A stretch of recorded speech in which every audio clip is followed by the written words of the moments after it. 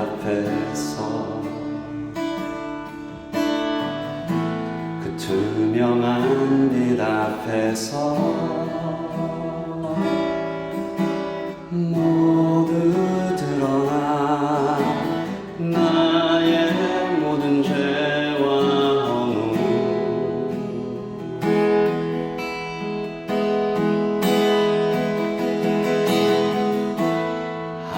하나님의 빛 속에서 그 따뜻한 빛 속에서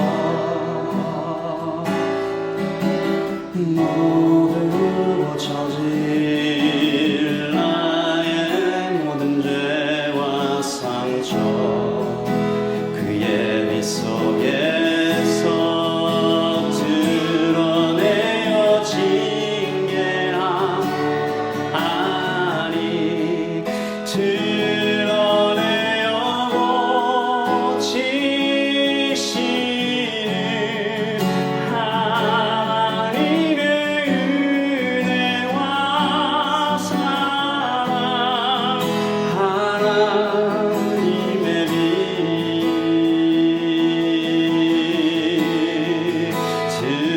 드러내어 부끄럽게 하지 않고 더욱 단단히 만들 은혜와 사랑 너나게 할 하나님 그 빛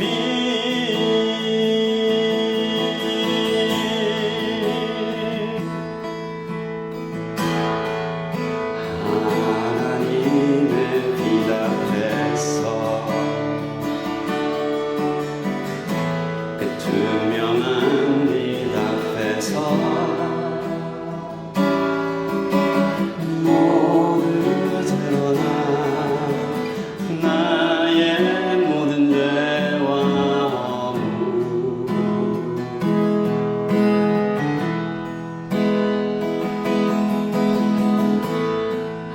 하나님의 빛 속에서 그 따뜻한 빛 속에서 모두 고쳐진 나의 모든 죄와 상처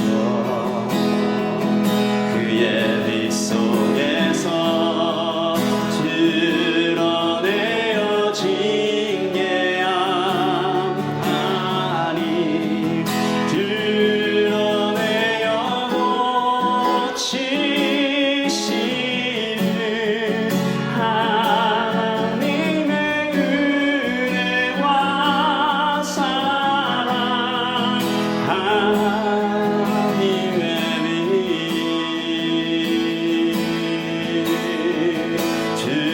드러내어 부끄럽게 하지 않고 더욱 단단히 만들 은혜와 사랑 전하게 할 하나님 그 빛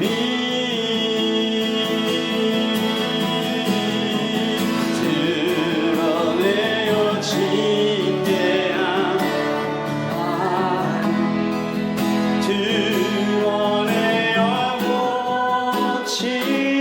고치시는 하나님의 은혜와 사랑 하나님의 빛 아멘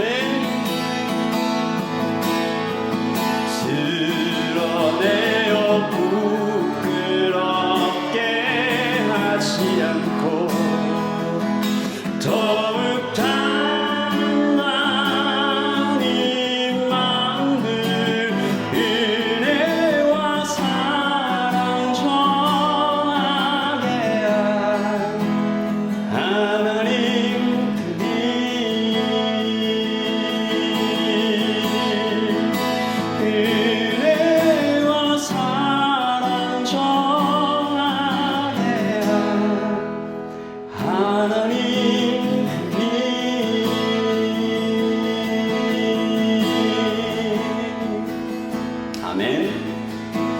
요한복음 1장에 빛이 어둠에 비치나 어둠이 깨닫지 못하더라 라는 말씀이 있습니다. 우리 하나님께, 이 자리에 임재하신 성령님께 그 빛을 볼 수 있는 눈을 열어달라고 같이 찬양하면서 기도하겠습니다.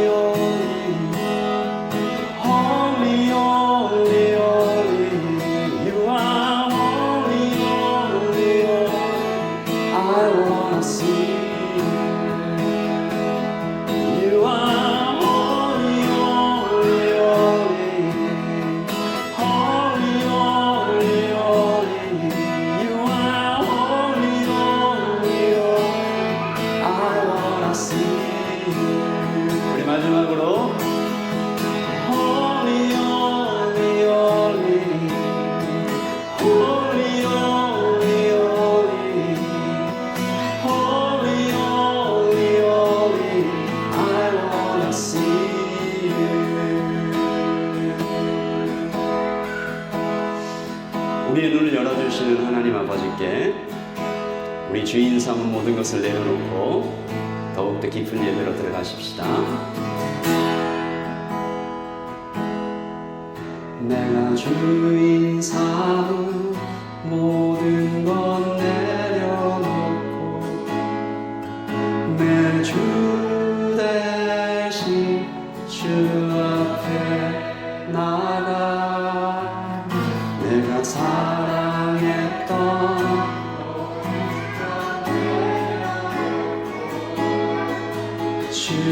주님만 사랑해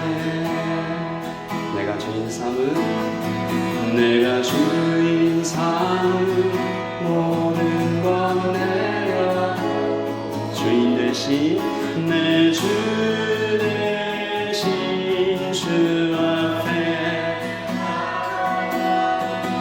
내가 사랑했던 모든 것 내려놓고 주님만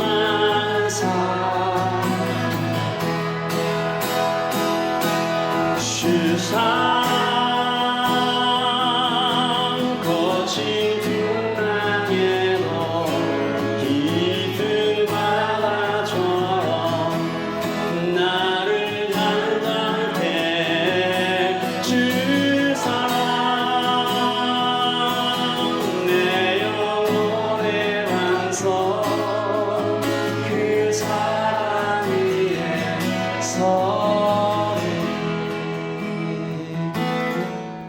내가 주인 삼은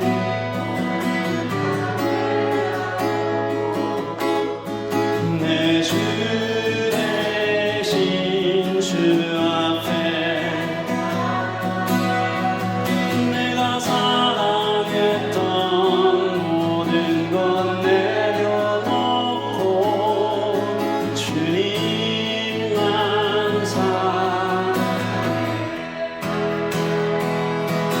주 사랑 거친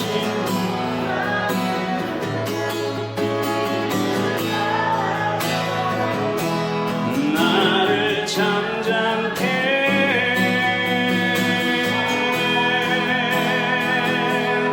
내 영혼의 반석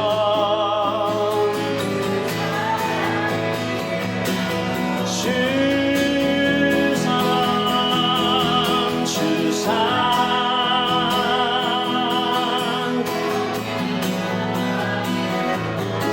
깊은 바다처럼 나를 잠잠케 주 사랑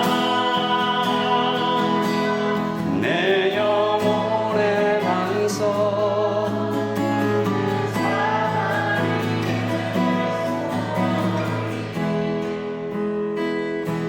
주 사랑 거친 풍랑에도 깊은 바다처럼 나를 잠잠케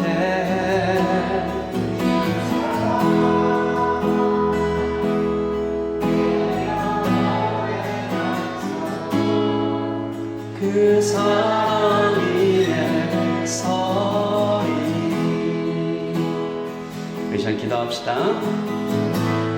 우리가 주인 삼은 모든 것을 내려놓는 시간 되기를 소원하고 주님의 사랑이 깊은 바다에도 거친 풍랑에도 나를 잠잠케 하시는 그 원인이 되시기를 주님의 사랑 때문에 나의 평안이 또 나의 안전이 또한 나의 아버지 하나님 기대하는 모든 기대가 풍성할 수 있도록 이 시간 이 예배 가운데 주님이 주인 되심이 다시 선포되게 하여 주시옵소서. 기도하겠습니다.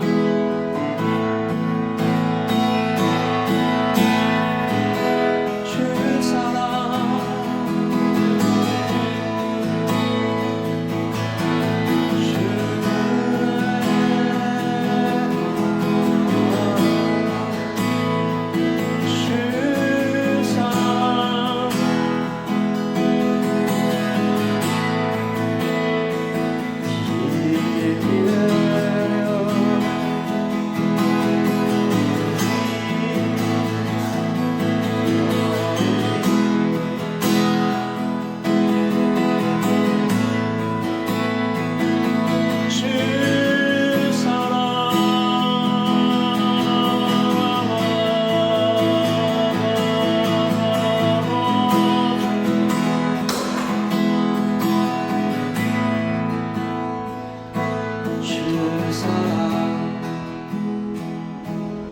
마가복음 4장 35절부터 41절 제가 먼저 읽습니다. 그날 저물 때에 제자들이 이르시되 우리가 저편으로 건너가자 하시니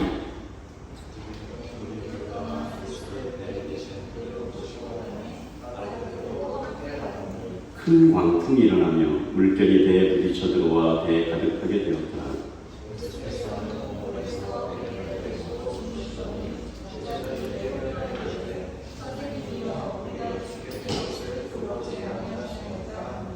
예수께서 깨어 바람을 부르짖으시며 바다로 이르시되 잠잠하라 고요하라 하시니 바람이 그치고 아주 잔잔하여지더라.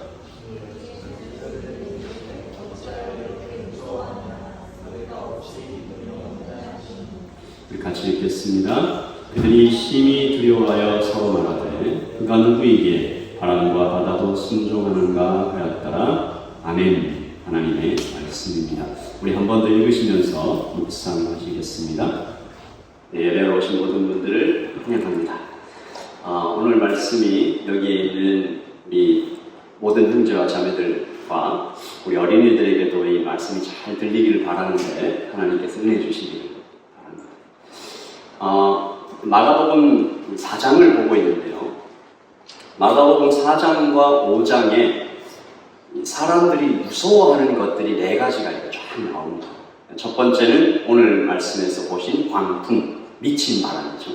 그 다음에 귀신, 그리고 병, 죽음. 한 소설가가 인간이 느끼는 가장 강력하고 오래된 감정이 공포다. 그 중에서도 가장 지독한 공포는 미지의 것, 모르는 것, 안 보이는 것. 광풍, 귀신, 불치병, 특별히 죽음. 여기 앞에서 사람들이 다 공포를 느낀다라는 거죠. 사자 앞에 토끼가 서면 딱 얼어붙는다고 해요. 사람들도 무기력, 절망, 내가 너무 가치없게 느껴지는 아무것도 할 수 없는 그런 감정들이 한꺼번에 덮쳐옵니다. 여러분들 질문해 볼게요. 예수님을 믿는 것과 복음을 깨닫는 것이 예수님을 믿는 것과 복음을 깨닫는다라는 것이 우리가 일상생활에서 겪는 이 공포와 어떤 관계가 있을까? 예수님을 믿으면서도 똑같이 공포에 시달릴 수도 있겠죠. 그럴 때 이 사람 보고 교회를 잘 안 나오고 신앙이 열심히 없어서 네가 공포에 시달리고 그렇게 염려하고 불안해하는 거지 라고 말하는 사람들이 있는데 아닙니다, 여러분. 신앙에 열심히 있는 사람들도 공포에 빠질 수 있습니다. 두려움에 빠질 수가 있어요. 오늘 제자들이 그랬잖아요.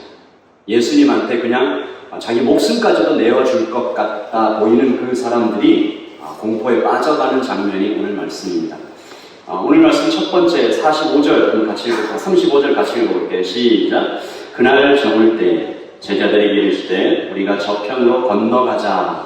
이 어떤 그림이냐면 노을이 지고 날이 저물어 가고 밤이 가까울 때 예수님께서 굉장히 피곤해하셨어요.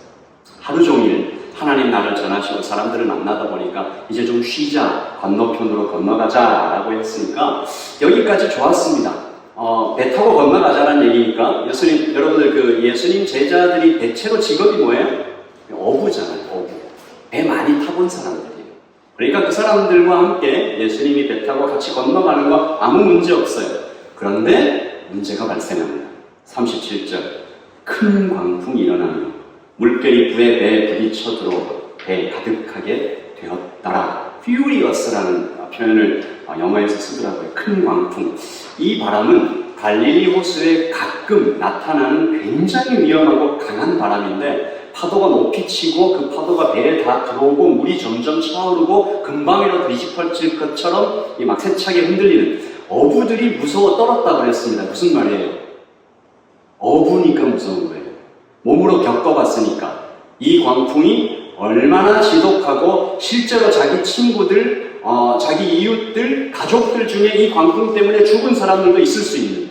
그러니까 이 광풍은 사람을 죽일 만한 광풍이다. 이 광풍은 굉장히 위험한 것이다. 몸으로 겪어본 풍랑. 파도가 얼굴을 때리고 찬바람이 그냥 불어서 이를 딱딱 부딪히며 몸을 떨게 만들 때 찾아오는 공포. 이 공포가 점점 차오르는데 이 공포가 점점 차오르다가 절망으로 바뀌었다가 나중에 불평으로 분노로 바뀌어지는 장면이 그 다음 말씀이죠. 38절 우리 다 같이 읽읍시다. 시작. 예수께서는 호물에서 베개를 베고 주무시더니 제자들이 깨우며 이르되 선생님이여 우리가 죽게 된 것을 돌보지 아니하시나이까. 제자들이 어떤 톤으로 얘기했을까요? 조용히 깨우면서 얘기했을까요? 막 소리를 질렀겠죠. 베바이, 라피아. 여러분, 여기 이 장면까지 와서 우리가 잠깐 좀 멈춥시다. 어디서부터 뭐가 잘못된 걸까? 여러분, 이 길은, 지금 제자들이 가고 있는 이 길은 애초에 예수님께서 가자고 하셨던 길입니다. 예수님과 지금 동행하고 있습니다. 주님 말씀 그대로 순종하며 가는 길이에요. 찬양 중에 주님 말씀하시면 내가 나아가리다, 이런 찬양이 있지 않습니까? 주님 뜻이 아니면 내가 멈춰서리다, 이런 각오가 다 있었어요. 그런데 이게 뭔가? 예수님이 주무십니다. 어부들은 지금 다 죽게 샜는데 파도가 이렇게 치는데 예수님이 평안하게 주무시고 계세요. 피곤하신 건 알겠어요. 그런데 정도가 있지. 선생님, 우리가 죽게 되었는데 속 편하게 주무십니까? 예수님 정말 가만히 계실 겁니까? 이런 이 제자들의 불평이 확 차오르고 있는 거죠. 우리 인생에도 이럴 때가 있는 것 같습니다. 주님 말씀을 따라 살아보려고 으쌰 하고 굳은 결심하고 시작했는데 얼마 안 됐는데 우리 주변의 상황들이 마치 광풍이 부는 것처럼, 어떤 사람이 이렇게 얘기합니다. 주님 때문에 이 사업을 시작했습니다. 주님이 이 사업 시작하라고 하는 마음 주셔서 시작했습니다. 이름도 에베네셀이라고 지었습니다. 어떤 사람은 코람데오라고도 짓고, 그래서 이 복음선교와 다음 세대를 위해 아낌없이 쓰려고 이 사업을 시작했는데, 근데 주님이 뭡니까? 그러니까 사업이 점점 어려워지고 있습니다. 옆에 있는 사람이 또 나와요. 나도 억울합니다, 주님. 예수 믿는 사람은 요셉처럼 다니엘처럼 높은 자리에 올라가서 하나님 나라를 위해서 큰일 하게, 그렇게 마음 주셔서 그렇게 기도하고 시작했는데 회사에서 잘리게 생겼습니다. 예수 안 믿는 김대리는 벌써 과장되고 부장되고 올라가는데 주님 정말 가만히 계실 겁니까? 옆에 있는 한 사람이 또 나와서 얘기합니다. 내가 더 억울합니다. 내가 제일 억울합니다. 하나님이 기도하는데 마음을 주셔서 회사를 그만두고 선교사로 나왔습니다. 돈, 시간, 커리어 다 내버려 두고 여기까지 왔습니다. 아니, 하나님 모두 책임져 주신다면서요. 근데 지금 이게 뭡니까? 몸은 아프고 사역은 안 되고 후원도 다 끊어지고 어쩌라는 겁니까, 주님? 제가 죽게 된 것을 돌보지 않으십니까? 여러 가지 케이스들을 좀 말씀을 드렸지만 여러분은 어때요? 여러분을 좀 떨게 하는 공포는 뭐예요? 다 자녀들이 있는 부모님들은 아마 자녀들에 연관된 것들이 좀 공포로 찾아올 것 같고, 우리 청년들은 직장입니까? 아니면 어떤 친구 간의 관계입니까? 수년 전에 저도 여기 자리에 있어서 좀 얘기하기가 좀 그렇긴 한데 아내가 심하게 아팠을 때가 있었습니다. 아내 자신도 그런 말을 하더라고요. 자기가 죽을지도 모르겠다 라고 생각할 만큼 상태가 굉장히 안 좋은 그런 때가 있었는데, 그때 제가 두려움에 많이 떨었습니다. 아내 손을 이렇게 어제 힘 좀 내라고 이렇게 손을 잡으면 손이 이렇게 툭 떨어지는 거예요. 그 모습이 아직도 기억이 납니다. 제가 좀 많이 떨었어요. 여러분에게는 어떤 두려움이 있습니까? 어떻게 견뎌냈습니까? 그 두려움이 다시 또 오면 어떻게 이길 것입니까? 오늘 말씀은 그러므로 그냥 단순한 하나의 기적 이야기가 아닙니다. 그보다 더 깊은 어떤 두려움의 본질에 대한 복음 내러티브죠. 오늘 말씀은 두려움에 빠진 이 우리 인생들을 향해서 하나님께서 전해주시는 특별한 어떤 이야기죠. 예수님의 선물입니다. 복음은, 저랑 따라서 해주시죠. 복음은 공포를 깨뜨린다. 한 번 더요. 복음은 공포를 깨뜨린다. 어떻게 공포를 깨뜨리는가에 따라서 우리 한번 말씀을 좀 찾아보려고 합니다. 첫 번째, 같이 읽을까요? 자, 시작. 예수님 따라가도 파도는 친다. 이것을 기억하는 것이 굉장히 중요합니다. 때때로 우리가 성경에 이런 말이 없는데 오해해요. 예수님과 함께하면, 믿음의 길을 걸으면 일이 잘 풀릴 것이다. 부자도 되고 건강할 것이다. 물론 그럴 수 있습니다. 하지만 모든 경우에 그렇지는 않습니다. 만약에 그랬다면 열두 사도는 어떻게 됐을까요? 열두 사도들은 다 왕되고 재벌되고 했겠죠.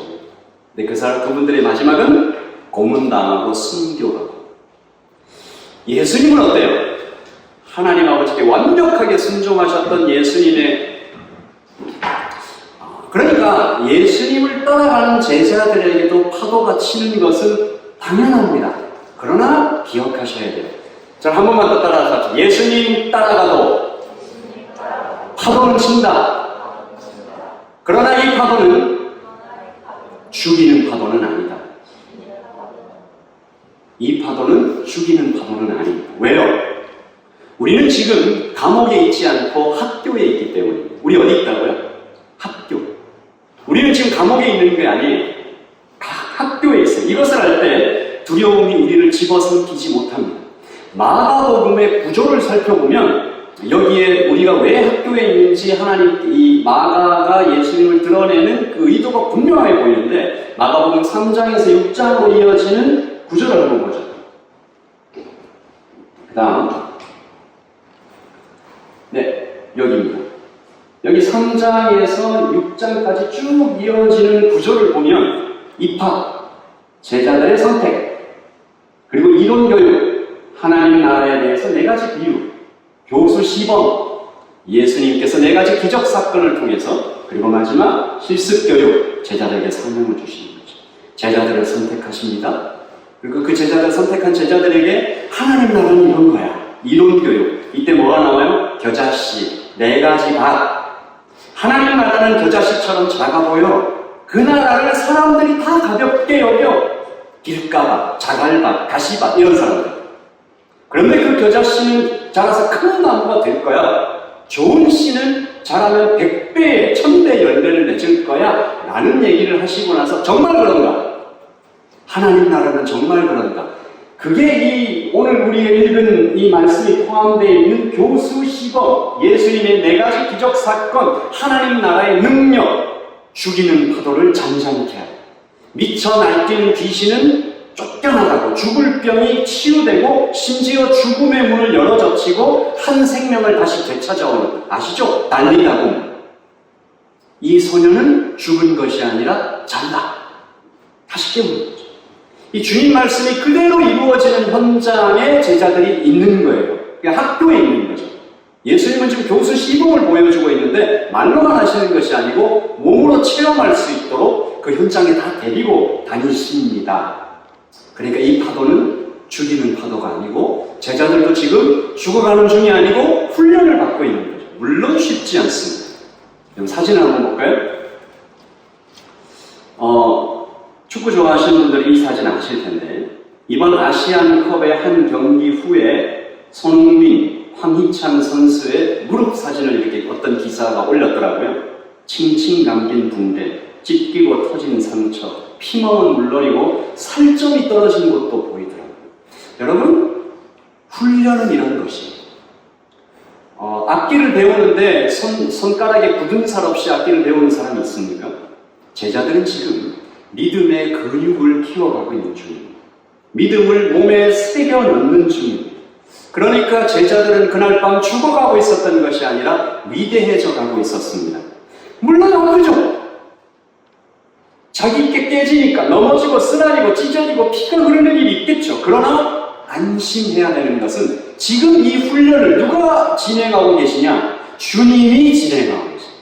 주님은 처음도 알고 마지막도 알고 중간도 알고 시간의 모든 스펙트럼에 계시는 그분이, 그 모든 상황을 통제하고 계신 분이 훈련을 진행하고 계시다는 거죠. 그날 밤의 파도는 죽이는 파도가 아니라 위대하게 만드는, 순금을 막 때리는 하나님의 망치질 같은 것이죠. 어떤 작가가 이런 말을 했더라고요. 나를 죽이지 못하는 고통은 나를 더 강하게 만들어줄 뿐이다. 제가 퀸스타운에서 번지 점프를 한 적이 있는데 아직도 잊을 수 없습니다. 그 번지 점프의 점프대에 이렇게 딱 섰을 때 막 확 덮쳐오는 그 공포. 뛰었어요. 뛰고 난 다음에 이제 제가 딱 올라왔을 때 이 표정과 이 발걸음이 어땠겠어요? 내가 번지 점프를 뛴 사람이야. 뭐 이런 표정이 됐겠죠. 제가 그 번지 점프에 그 줄과 이런 것들 다 신뢰했기 때문에 뛸 수 있었고, 그러나 실제로 좀 슬픈 일이지만 번지 점프를 뛰다가 죽는 사람도 있잖아요. 저는 믿고 뛰었지만 때때로 고통은 정말로 사람을 죽이기도 합니다.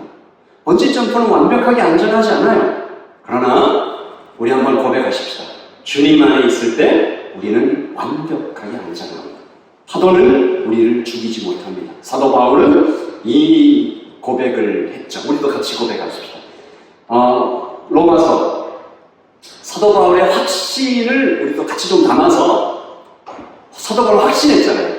우리도 이 확신을 말씀으로 내 영혼에 좀 선포한다는 마음으로 시작. 내가 확신하노니 사망이나 생명이나 천사들이나 권세자들이나 현재이나 장래이나 능력이나 높음이나 기쁨이나 다른 아무 피조물이라도 우리를 우리 주 그리스도 예수 안에 있는 하나님의 사랑에서 끊을 수 없으리라. 아멘. 아멘이십니까? 아멘. 만약에 이 고백을 우리가 진심으로 했다면 우리는 좀 아파해야 됩니다. 우리는 좀 죄송해야 돼요. 우리는 굉장히 안타까워해야 돼요. 어떤 문장이죠? 그 다음 시작. 주님을 알았다면 무섭지 않았을 텐데. 한 번 더요. 주님을 알았다면 무섭지 않았을 텐데. 오늘 말씀의 키는 그러므로 41절에 있습니다. 41절 시작. 그들이 심히 두려워하여 서로 말하되 그가 누구이기에 바람과 바다도 순종하는가 하였더라. 한 번 더. 그들이 심히 두려워하여 서로 말하되 그가 누구이기에 바람과 바다도 순종하는가 하였더라. 여기서 가장 중요한 한 문장. Who is this? 도대체 이분은 누구신가? 그리고 이들이 두려워하고 있어요. 지금 무엇을 두려워하고 있죠? 누구를 두려워하고 있죠? 예수님을 두려워하고 있습니다. 처음에는 뭘 두려워했어요? 광풍을 두려워했습니다. 그러니까 두려움이 또 다른 두려움으로 변했어요. 광풍에서 예수님으로 두려움이 옮겨갔어요. 제자들은 광풍에 두려워 떨다가 예수님께 완전히 압도당했습니다. 이 사람들이 이렇게 얘기한 겁니다. Who is this? 이분은 도대체 무엇인가? 제자들이 예수님을 몰랐습니까? 제자들이 예수님 알았어요. 우리도 예수님 알잖아요. 근데 이렇게 얘기할 수 있나요? 우리는 제자들은 예수님을 알았는데 몰랐다. 제자들은 예수님을 알았지만 몰랐다. 좋은 선생님인 줄은 알았다. 귀신 쫓아내는 것까지도 봤다. 병을 고치는 것도 봤다. 그런데 세상에 바람과 바다까지 통치하는 분인 줄은 몰랐다. 지금 우리 앞에 태풍보다 크신 분이 앞에 계시다. They were terrified. 이건 그 경우에 또 다른 종류의 두려움이 그들 존재의 심연을 휘감고 있을 때 도대체 이분은 누구신가? 바꿔 말하면 우리가 이분을 바람과 바다까지도 순종하게 만드는 분인 줄 처음부터 알았으면 우리는 무섭지 않았을 텐데. 제자들이 후회했을까요? 조금이라도 빨리 예수님이 누구신 줄 알았다면 우리가 그 긴 시간 동안 공포에 떨면서 그 시간을 보내지 않았을 텐데. 실제로 예수님께서 주무시다가 일어나서 제자들에게 책망하시는 장면에 바로 그 얘기를 하십니다. 40절 시작. 이에 제자들에게 이르시되 너희가 어찌하여 이렇게 무서워하느냐, 너희가 어찌 믿음이 없느냐 하시니, 영어로 보니까 Do you still? 너희가 아직도 믿음이 없느냐.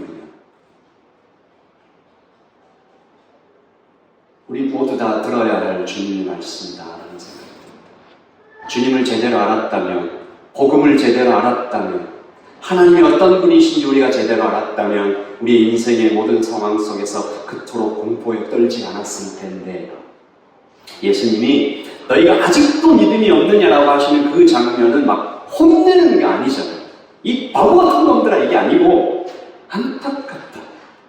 마치 예루살렘을 바라보시면서 흘리시던 그 눈물처럼 사랑하는 제자들이 지금 예수님하고 함께 있는데, 우주를 만드신 분이 함께 있는데 한 줌도 안 되는 세상의 어떤 공포에 찔려서 덜덜 떠는 그 모습이 굉장히 안타까우신, 안쓰러운 것이죠. 예수님 말씀은 이런 거예요. 내가 여기 있다. 내가. 저 말고요. 예수님 여기 있다고. 자연을 시작하고 자연을 끝내려 지금 호흡약 유지하고 계시는 하나님 창조자가 여기 있는 걸 보라. Open your eyes. 내가 있는데 왜 두려워하냐? 나는 너를 위해 사람으로 와서 기꺼이 죽는 영원한 사람이다. 이제 우리 자신에게 한번 질문해 보십시다. 나는 예수님을 어디까지 알고 있나? 나는 예수님을 어느 선까지 알고 있나? 이걸 바꿔 얘기하면 이렇게도 바꿀 수 있습니다. 나는 예수님을 내 인생의 주인으로 어느 정도까지 인정하고 있나? 예수님, 우리 집에 들어오시는데요. 현관쯤에 머물러 주십시오. 라든지, 아니면 제 공부방까지는 괜찮습니다. 근데 거실에 오지 마세요. 아니, 제 침실로는 들어오지 마세요. 거기 좀 다 맡겨드리긴 어렵습니다. 혹시 주님은 내가 기도하고 있는 이 100불, 1000불 정도는 해결해 주실 수 있지만 10만 불, 100만 불은 어려우실까? 저 사람은 사랑해 주시는 것 같은데 나는 좀 자격이 부족하고 이 행동이 좀 그러니까 나는 좀 덜 사랑하시는 분일까? 나의 기도는 한참 차례를 기다려야 되는 것일까? 예배드리는 이 교회 안에서는 주님이 좀 굉장히 능력이 있고 가까운 분이신 것 같지만 세상 속으로 나가서 내 직장으로 들어가서 가정으로 들어가서 내 자녀를 양육하거나 어떤 그 삶의 필드에 들어가면 예수님은 그냥 좀 신기루 같은 역동적이지 않은 힘이 약해지는 분일까? 우리는 주님을 정말 제대로 알고 있는 것일까? 호세아 선지자가요, 시간과 공간을 뚫고 우리에게 호소하듯이 말하잖아요. 호세아 6장 3절입니다. 시작. 그러므로 우리가 여호와를 알자. 힘써 여호와를 알자. 그의 나오시는 새벽빛같이 일정한 비와 같이 땅을 적시는 늦은 비와 같이 우리에게 임하시리라 하리라. 여러분, 오늘 이야기 속의 이 장면을 기억하십시오. 40절. 이에 제자들에게 이르시되 너희가 어찌하여 이렇게 무서워하느냐? Do you still have no faith? 아직도 믿음이 없느냐? 제자들이 그들이 심히 두려워하여 서로 말하더라. 그가 누구이기에 바람과 바다도 순종하는가 하였다. 40절에 제자들이 무서워하는 존재는 광풍이었습니다. 41절에서 제자들이 두려워하는 존재는 예수님이 되었습니다. 두려움이 두려움으로 바뀔 때, 세상에 대한 두려움이 하나님에 대한 두려움으로 바뀔 때 우리는 모든 두려움을 이겨낼 수 있는 것이다. The fear conquers all kinds of fear. 한 분 하나님을 제대로 알 때, 한 분 하나님을 경외할 때 만 가지 두려움이 사라진다라는 것입니다. 여러분에게 실제적인 제안을 좀 드리고 싶어서 이렇게 한번 만들어 봤습니다. Find him, exclaim to him, awake him, rest in him. 자, find him. 풍랑을 만났을 때, 우리가 풍랑을 만났을 때 가장 먼저 찾아야 할 분, 제자들이 잘하는 거 하나 있습니다. 풍랑을 만났을 때 제자들이 주님을 찾았잖아요. 물론 이것저것 다 해보고 할 게 없으니까 이제 주님을 찾은 것도 있겠지만 그래도 잘했습니다. 여러분의 인생에서 어려움을 만났을 때 가장 먼저 주님을 찾을 수 있는 그 믿음의 습관을 키워나가시기를, 그 앞에 엎드려서, 그러면 우리가 혹시 발견하게 될지도 모르죠. 주님은 매 순간 나와 아주 가까이 계셨구나. 요한계시록 볼지어다 내가 문 밖에 서서 두드리노니 굉장히 가까워 계십니다. Find him. 두 번째, exclaim to him. 소리 지르십시오. 기도도 잘 나오지 않는 그런 고통. 주여! 저는 이 한국말 이 주여라는 말을 너무 좋아해요. 너무 사랑해요. 이 안에 다 들어있어요. 주여! 내가 죽게 됐어. 나를 불쌍히 여겨주십시오. 주님을 믿습니다. 주님을 사랑합니다. 주님을 찬양합니다. 주님 도와주십시오. 다 있어요. explain. 우리 신앙인들이 때때로 괜찮은 척합니다. 아닙니다. 가난하고 절박한 마음을 가지고 주님께 나와서 못 살겠습니다. 죽겠습니다. 다윗처럼 소리 지릅시오. 다른 곳 말고 주님 앞에 와서 그렇게 소리 지르고, 세 번째, await him. 신앙생활 할 때, 주님을 알아갈 때, 복음을 깨달아갈 때 이때가 제일 어려운 것 같아요. 기다리는 것. 우리 안에 통제의 우상이 있으니까 그래요. 내 방법과 내가 원하는 그 타이밍에 내가 어떻게 생각하는 그 모습으로 하나님이 나를 도와주셨으면 좋겠다라는 마음이 다 있어요. 저도 있습니다. 이 라이처치를 개척하면서 하나님께 이런저런 기도를 드리고 정말로 구체적인 어떤 비전도 보고 다 했지만 지금은 주님께 이렇게 다 맡겨드리고 기다리는 시간이 같아요. 너무 감사한 거죠. 이 시간에서 이 주님을 기다릴 때 믿음이 자랍니다. 내가 원하는 시간, 내가 원하는 방법이 아니라 하나님의 때를 기다릴 때 통제 우상을 물리치면서 기다리는 거예요. 굉장히 어려워요. 그러나 어렵지 않습니다. 마지막 R을 생각하면 어렵지 않아요. 여러분, 연인을 기다리는 기다림이 어렵지 않잖아요. 사랑하는 사람을 기다릴 때 그 기다림이 어렵지 않잖아요. Rest in Him. 믿음 안에서 안심하라. 주님께서 곁에 계시고 나의 신음소리를 들으셨고 주님의 때에 반드시 구하실 것이고 이것을 믿으며 주님 앞에 나아가는 거죠. 여러분, 말씀을 내지면서 여러분 머리에 이 그림이 하나 이렇게 딱 들어왔으면 좋겠다 생각하는 장면이 하나 있습니다. 38절이요. 같이 한번 이 38절을 읽겠습니다. 없어요? 38절? 여러분 한번 찾아서 38절 좀 펴보세요. 38절을 한번 같이 읽겠습니다.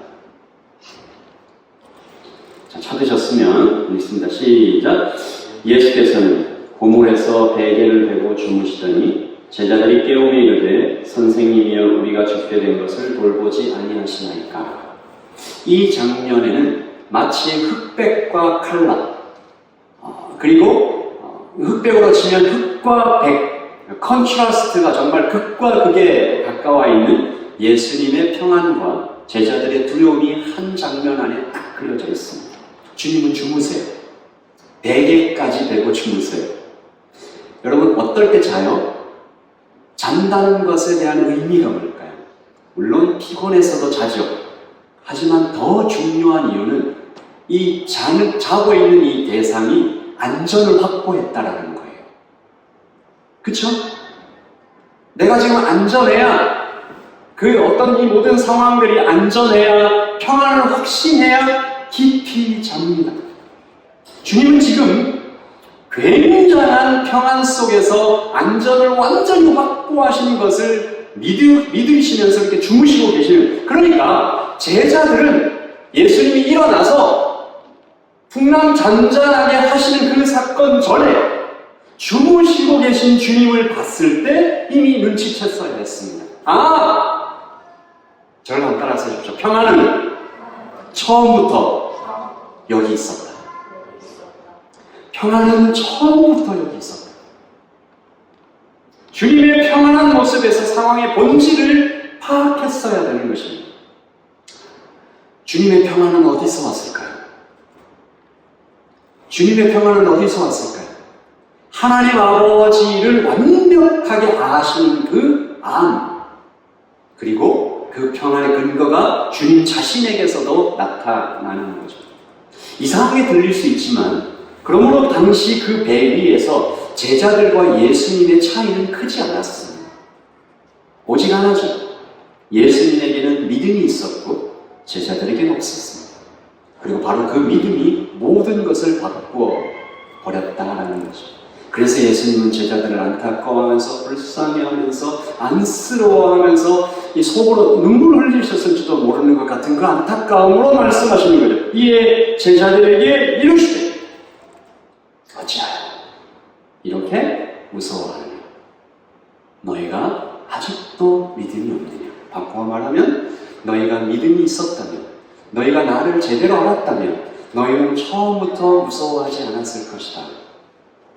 너희는 이 세상을 살아나갈 때, 너희의 사업이 기울어갈 때, 너희의 사랑하는 사람이 아플 때, 내가 알 수 없는 어떤 미지의 같은 공포들이 찾아올 때, 그보다 더 크신 주님을 내가 제대로 알았다면 너는 두려워하지 않았을 것이다. 공포에 떨지 않았을 것이다. 우리 주님께서 그렇게 얘기해 주시는 것입니다. 문제의 본질은 그러므로 상황이 아니라 믿음입니다. 예수님을 더 알아가는 시간들 속에서 자라게 되는 주께서 우리를 두려워하지 않는 사람으로 만들어가는 그 모든 시간들을 즐거워하시기를 바랍니다. 우리 함께 기도할까요? 하나님을 두려워하며 세상을 두려워하지 않는, 하나님만 사랑하며 세상을 사랑하지 않는 예수님 닮은 사람들을 하나님 이 교회 안에 일으켜주시고, 오늘 예배드리는 모든 교회들 안에 일으켜주시고, 모든 민족 가운데 일으켜주시고, 모든 열방 가운데 일으켜주시고, 하나님께서 전수하시는 하나님 나라의 꿈과 비전이 하나님 어른으로부터 아이에게까지 계속 이어지게 하여 주시옵소서. 제자들이 학교에 있다는 것을 기억해야 했다는 것처럼 우리도 지금 학교에 있고, 주님께서 이 학교의 교장이시고 훈련의 책임자이시며 전능하시며 어디에나 계시며 우리를 지극히 사랑하시는, 기꺼이 우리를 위하여 죽으시는 그런 왕이심을 기억하는 우리 모두가 되게 하여 주시옵소서. 지금은 우리 주 예수 그리스도의 그 크신 사랑과 하나님 아버지의 풍성하신 은혜와 성령의 교통하심이 여기에 하나님만 두려워하며 세상을 두려워하지 않는, 하나님을 사랑하며 세상을 사랑하지 않는, 그리고 그 신앙을 자녀와 친구와 이웃에게 전하기 원하는 여기 모여있는 하나님의 백성을 머리머리에 지금 영원토록 함께 있을지어다. 아멘.